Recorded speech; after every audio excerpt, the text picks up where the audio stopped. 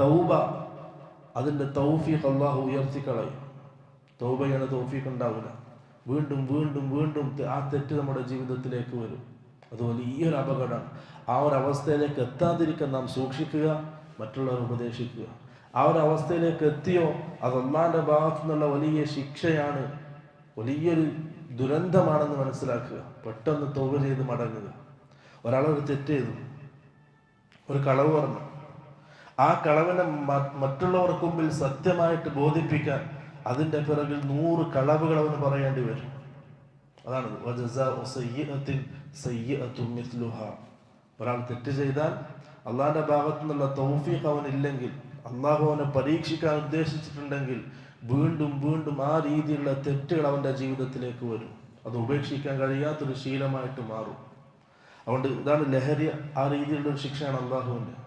അവൻ എത്ര